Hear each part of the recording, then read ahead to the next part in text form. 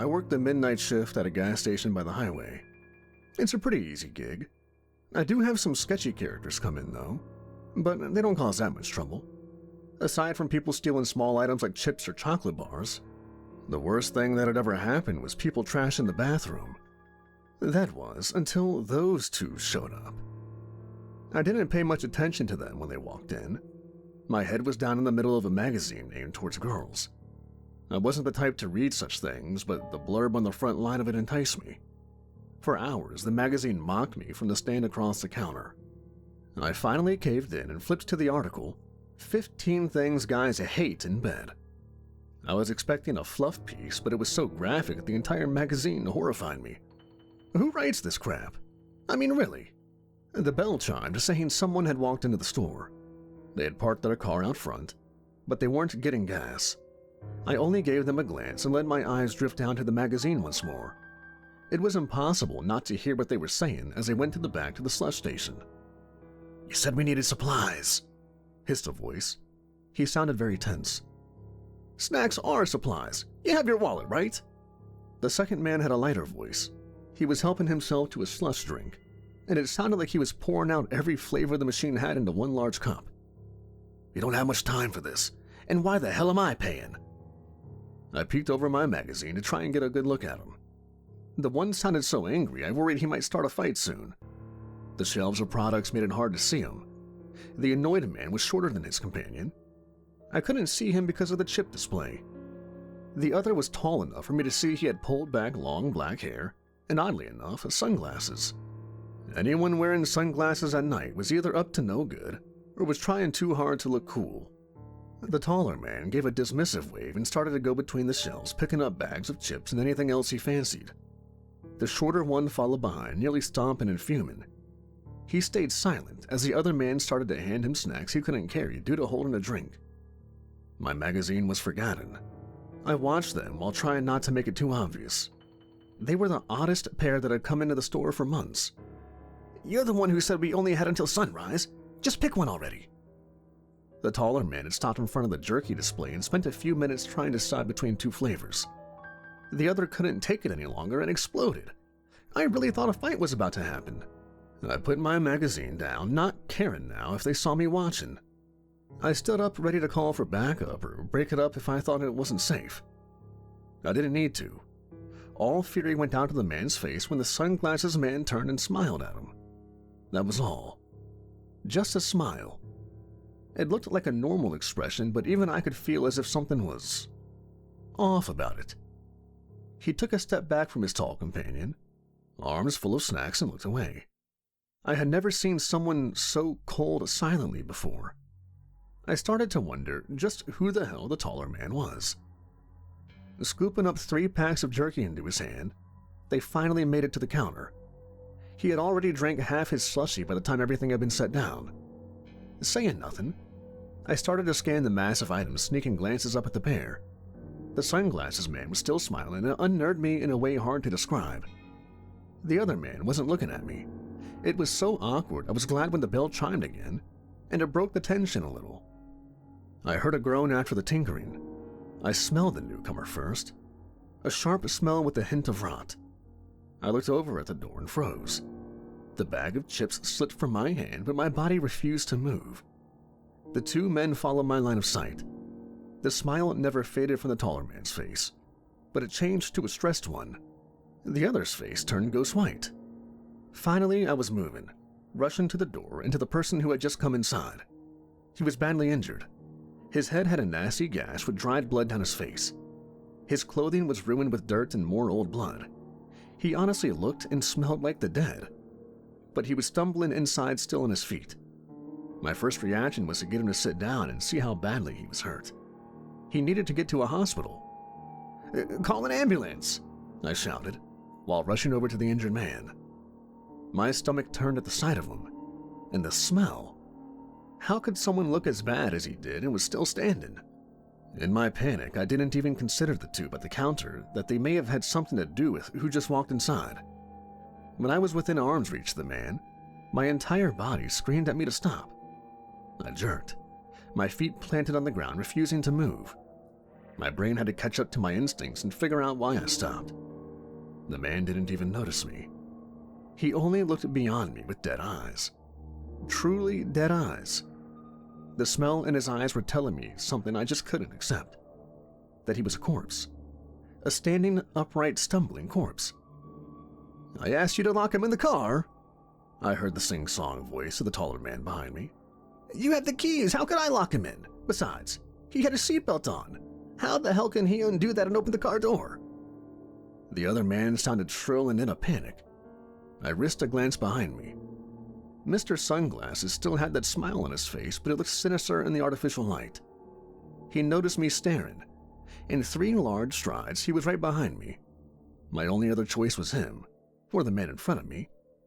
I couldn't bring myself to walk towards what smelled like a corpse. I felt a strong hand grab me by the back of my neck and lift me up like a kitten. There was no way this thin man should have been able to just pluck me off of my feet like that. He took a sip of his drink and started to walk with me in front. I thrashed and struggled, trying to get free. What the hell is going on?" I demanded while struggling. I only ended up getting tangled in my shirt and looking pretty foolish considering the situation. "Sorry, but we can't have any witnesses."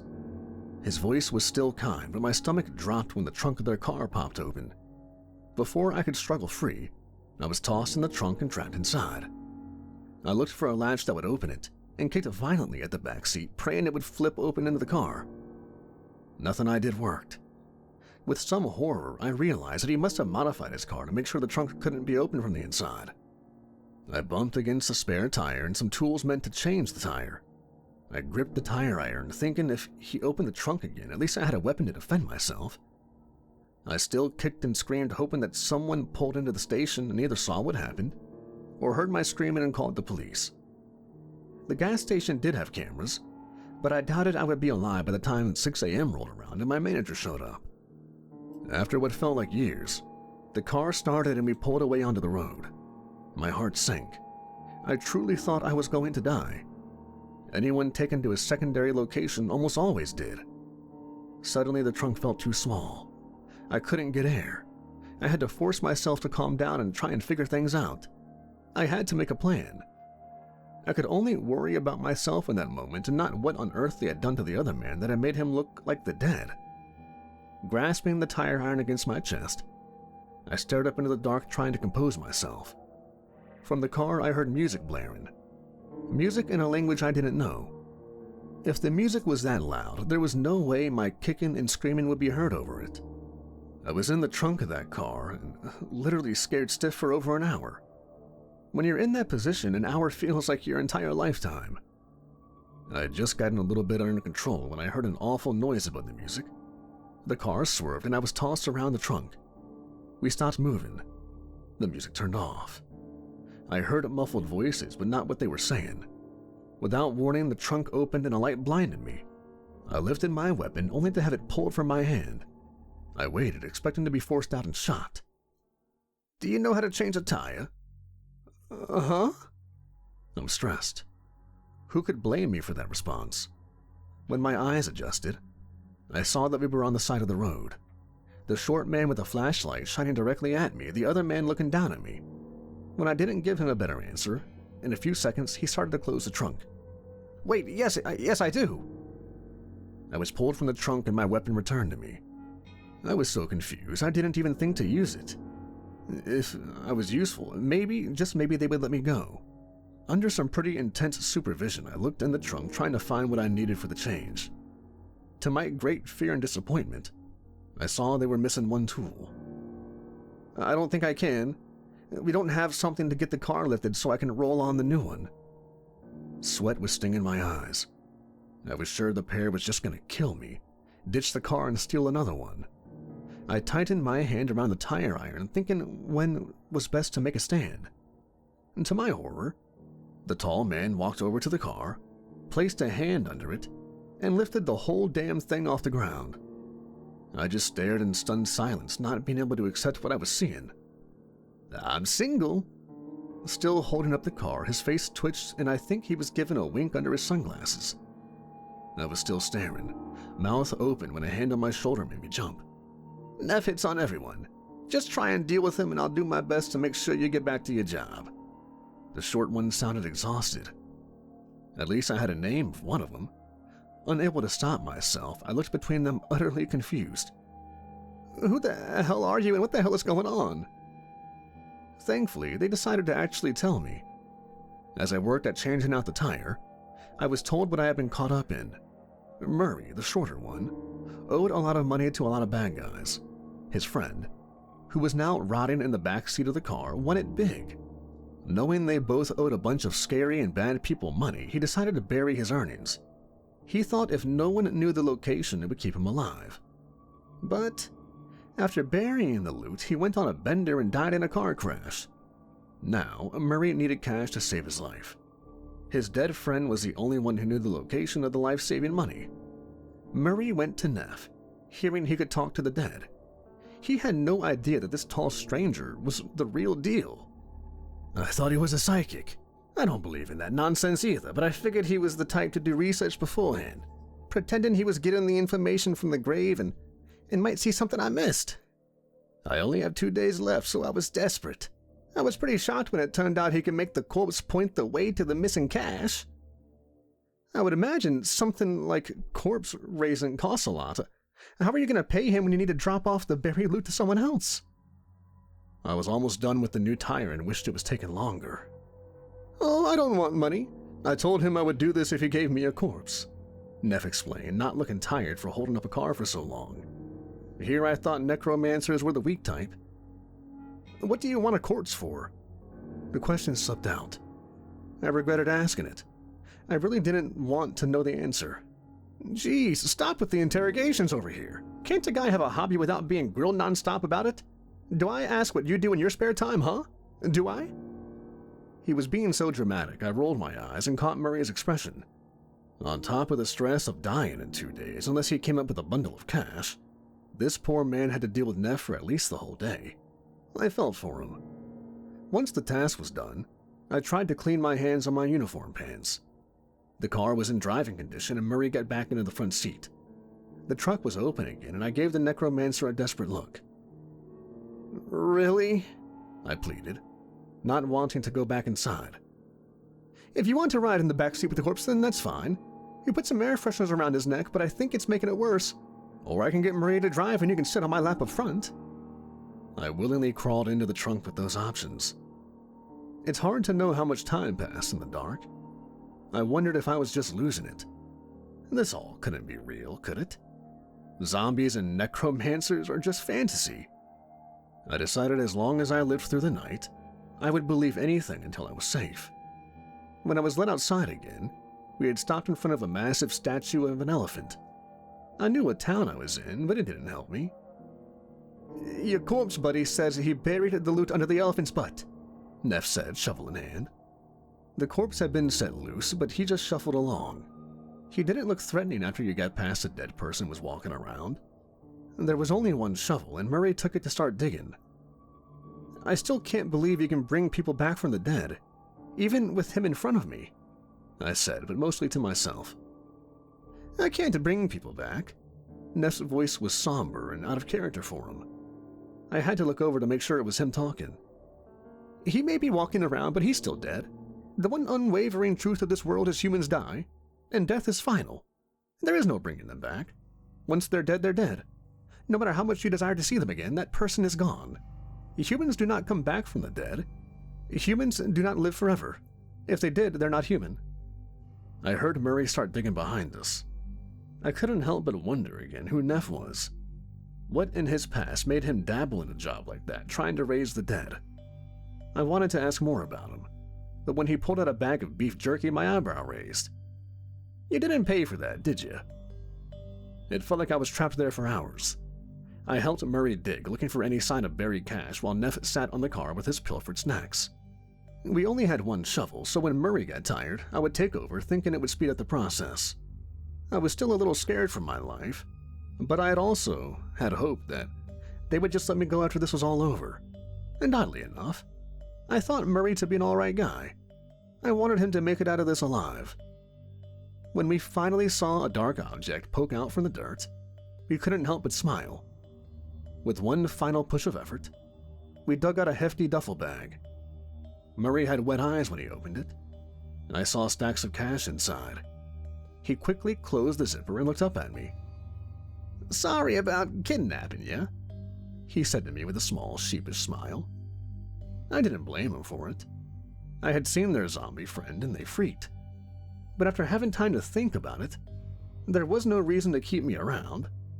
If I told the cops about them, I doubted anyone would believe me. They would go free, so there was no reason to kill me. Neff took a hold of the shovel and no alarm bells rang. I thought he was going to put it back in the car. Him and Murray would just drive off, leaving me stranded and alive. I looked up at him and the fear returned when I saw that sinister smile back on his face and shovel raised above his head ready to strike. On reflex, I grabbed Murray and we stumbled out of the small hole just as the shovel blade came down. It hit the ground so hard I was certain that it would have chopped us in half if it hit its mark. I was also annoyed that if Neff was that strong, we could have found the bag much sooner if he helped us. "What the hell is your problem?" Murray shouted, clutching the bag to his chest. "Problem? No problem," Neff said cheerfully and yanked the shovel from the ground. "I told you if I helped you find the cash, you would give me a corpse." His bright voice gave me the chills. I knew what he was getting at, but Murray was slow at arriving to the same train of thought. "You have one. It's stumbling around over there." "That one? That one? You think I want a half-rotted, week-old pile of garbage? Oh no, I need a fresh one. So hold still, and I won't make this hurt. One swing, I promise." He was coming towards us, but I didn't give him the chance. Once again, I grabbed Murray's arm and started to make a run for it. Neff was close behind. He was teasing us. A shrill, insane laugh came from him as he swung the shovel. Each time I felt the breeze from the blade as it narrowly missed us. He didn't care which one of us he killed. Maybe he would take both. I was so stupid thinking I could trust that madman. I looked over my shoulder when I heard the shovel miss us again and get stuck in the elephant's leg. Neff was trying to pry it loose when he looked over at me. Red lights glowed from behind his sunglasses, and his twisted smile was going to be in my nightmares if I lived. I ran. Murray didn't. He tripped just as Neff got his shovel loose, handle bent but still able to kill. Murray rolled on his back, fear making him freeze up. He still refused to let go of the heavy duffel bag. I cursed myself for going back for him. I had an idea come to me. One that could save us if I was lucky. If I wasn't, I'd be dead in the next few seconds. I slid over, putting myself between Neff and Murray. "Wait!" I shouted, one hand up to try and stop an incoming shovel. By some miracle, Neff did stop, a confused smile on his face. "Listen, so Murray has people after him, right? Bad people? What if you just protected him from those people? How many would go after him if they thought he killed a member of theirs and he owed them money? At least a few. More than 3, so killing us right now would be losing out." The air was heavy between us after I spoke. Murray was still on the ground, nearly panting from fear. Neff stood as still as a statue, those horrible red eyes glowing through his glasses directly towards me. I had nearly lost all hope when Neff started to move again. I flinched when he tossed the shovel above our heads. I felt strong arms wrap around me, lifting me off the ground. It felt like he was trying to squeeze me to death, but Neff was just hugging me. "Oh, you wonderful human! Such a good idea! How silly of me for not thinking of this!" I was set down and nearly collapsed from stress. Somehow, I had gotten on the monster's good side. Murray looked at me, also stressed but thankful for my desperate idea. We had to hold on to each other to stay steady enough to walk to the car. About the corpse," Murray said, after taking a few steps, making Neff stop. We all looked at the bumbling zombie that had started all of this. I wondered about that too. What would happen to him? Would we bring him back with us? "What corpse?" As Neff walked by the zombie, he didn't even acknowledge it. In 2 steps, he was in front of it, and the creature suddenly burst into a short-lived flame. In the blink of an eye, it had turned to ash, scattering into the wind. I didn't want to ride with them or sit in the back seat that still smelled like the dead, but I had no choice. And oddly enough, Neff was kind enough to drive me back to work. I suffered through the trip back listening to music I didn't understand, smelling traces of rotting flesh around me and in fear of my life. I had never been so happy to see a workplace of mine. Neff parked by the pumps and got out. He had taken off his sunglasses, and I finally saw his full face for the first time. His eyes were, in fact, red and unsettling. He nearly ripped off the door when he opened it and grabbed me by the front of my ruined uniform. With one final wink, he very rudely pulled me from the car and tossed me across the lot. I don't think he meant to break my arm when he tossed me. He either didn't know his own strength or didn't know how fragile humans were. The car was speeding off into the night when my manager came out frantic. A regular had seen the state of the store and called him. He had just called the police when I was dropped off. In a few minutes, the place was swarming with red lights, and I didn't have a good story for him. I know the cops are never going to arrest someone for my few hours of being kidnapped. I'm fine with that. I had to quit my job, though, and I moved across the country to not only start fresh, but to get away from what I saw that night. I hope Murray is doing all right, but I never want to know more about that eccentric necromancer I met.